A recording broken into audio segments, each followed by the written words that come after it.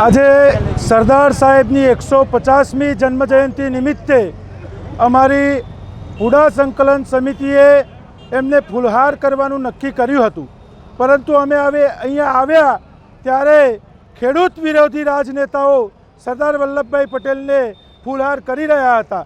સરદાર વલ્લભભાઈ ખેડૂતોના હિતો માટે આખી જિંદગી લડ્યા, ખેડૂતોમાંથી નેતા બનીને એવો પોતે અખંડ ભારતની રચના કરી, ત્યારે આવા ખેડૂત વિરોધી માનસિકતા ધરાવતા નેતાઓ સરદાર પટેલને હાથ અડાવે એ પણ અમને માન્ય નથી। એથી અમે આજે દૂધથી એમના પર અભિષેક કરી અને એમને પવિત્ર કરીને અમે આજે એમને ફૂલહાર કર્યા છે અને એમને સરદાર પટેલને વિનંતી કરી છે કે આપ આ લોકોને સદબુદ્ધિ આપો અને ખેડૂત વિરોધી નીતિઓ લઈને જે આ હુડાનો કાળો કાયદો લઈને આવ્યા છે એને પાછો લે અને અમારું જે જમીન જાય છે એને બચાવવા માટે અમને સહકાર આપે। હિંમતનગરની અંદર હુડાની જે આ ભવાઈ માંડી છે એના ઉપર હું બે શબ્દો કહેવાનો છું। હુડાની મોડી ભવાયો રે મો ખેલ ખેલ્યા તે બહુ કાળા। બડી બડી બિલ્ડિંગો, બ્રિજ, ગાર્ડન, રંગબેરંગી ફુવારા અને રિંગ રોડ નો સપનો બતાવીને આ ખેડૂતોને રોડ પર લાવી દેવાના। અરે જેનું ખાધ્યું તમે એનું જ ખોદ્યું, આવા નેતાઓ તમે નકોમાં હુડાની મોડી ભવાયો રે મો ખેલ ખેલ્યા તે બહુ કાળા। જાગો જાગો રે મારા ખેડૂત વીરો તમે, પરુણા લાવો આડી વારા।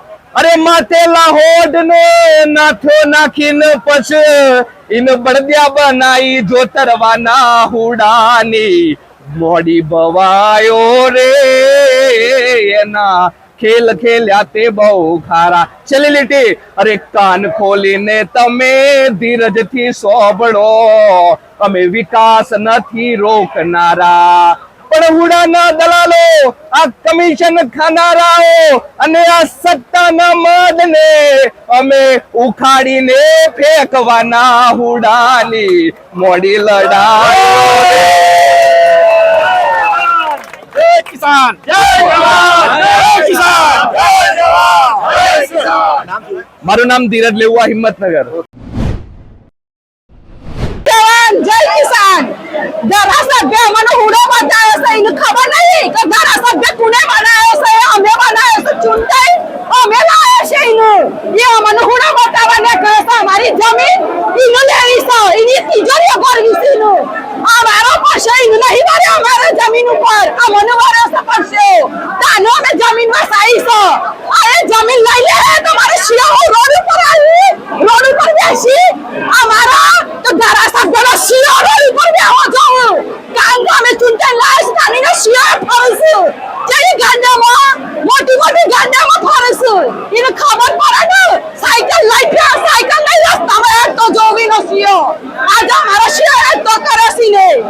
પત્રિકા આપવા માટે કહેતા દરવાજા નતા ખોલ્યા. હા પત્રિકા નો જતો તો પણ ખોલે ના આમ તો ધારાસભ્ય બન્યું તો ને એટલે ઘેર ને કરતો તો હાલવા અને અમે જે એટલે દરવાજા બંધ કરી દીધા અને દરવાજો ખોલ્યો હોત ને તો એને ખબર ના દેત ગાપો કદી ગાલોતી ના આ તો સ્ત્રીઓમાં ભીડ પોતી વાળો અને હજી ને કરતો એટલું થવું જો અખબાર ને કરવો હોય એટલે વિચાર કરો કે આ સ્ત્રીઓ નહીં મેળવવાનું એટલે એને ખબર પડવાની છે અમે બીજી વાત તો ચિંતન ક્યારે નહીં આવો એને હુડા બતાવે છે ને મને તો એને ખબર પડે કે અમે જાદા છે એને કદી નહીં બનાવી આવી શું નામ તમારું? રેખાબેન પટેલ 51 દિવસથી અમારા 11 ગામ હુડાના વિરોધમાં આંદોલન કરી રહ્યા હતા. અમારા જે પ્રશ્નો છે કે હુડાનો અમે વિરોધ કરી રહ્યા છીએ. અમારી 40% જમીન સીધી લીટીમાં કાપી લઈ 7600 એકર જેટલી જમીન અમારી કાપી લેવાના છે. આ વાત અમે હિંમતનગર તાલુકાના એક ગામ સુધી પહોંચાડી. એ લોકોએ અમને સમર્થન આપ્યું અને આજે 20,000 જેટલા ખેડૂતો અમારા સમર્થનમાં આખો તાલુકો અમારી સાથે આવ્યો અને એમને કીધું છે કે અમે તમારી સાથે હવે ઊભા છીએ. અને અમે આજે હુડા હિંમતનગર જેવી નાના ગામડા જેવી નગરપાલિકામાં આવડી મોટી યોજના કે જે અર્બન ડેવલપમેન્ટ ઓથોરિટી મોટી મોટી મેટ્રો સિટી અને મહાનગરપાલિકામાં આવતી હોય છે, ગુજરાતની સૌપ્રથમ નગરપાલિકા જે હોય હિંમતનગર, તો તેમાં હવે હુડાનો કાયદો લાવવામાં આવ્યો છે. તેનો અમે વિરોધ કરી રહ્યા છીએ. આજે અમારો આખો તાલુકો, અમારો સર્વ ખેડૂત સમાજ અમારી સાથે જોડાયો છે અને ભવિષ્યમાં આ હુડા અને હુડા લાવવાવાળાને હટાવી દેવા માટે અમારો તાલુકો કટિબદ્ધ છે. અત્યાર સુધીમાં રાજનૈતિક રીતે પદાધિકારીઓને કોઈ રજૂઆત કરવામાં આવી હોય? અમે લોકશાહી ઢબે અહીંના જે પણ અધિકારી પદાધિકારી અને મુખ્યમંત્રી સુધી અમે અમારો અવાજ પહોંચાડ્યો છે. નવું મંત્રીમંડળ બન્યું છે, એને પણ લાભ પચમ પછીનું શુભ મુહૂર્ત અમે કરાવવાના છીએ અને અમારી માંગ એમના સુધી લઈ જવાના છે. સ્થાનિક કોઈ નેતાઓએ તમને સમર્થન કર્યું હોય કે એવું કોઈ ખરું? ધારાસભ્ય સાહેબ અમને એકવાર મળ્યા છે, અભ્યાસ કરવાનો બાકી છે. આવડી મોટી યોજના અભ્યાસ કર્યા વગર લાવી દીધી છે એમને, એટલે અભ્યાસ કરવા 51 દિવસ તો થઈ ગયા છે. હવે એમનો સમય પૂરો થાય છે.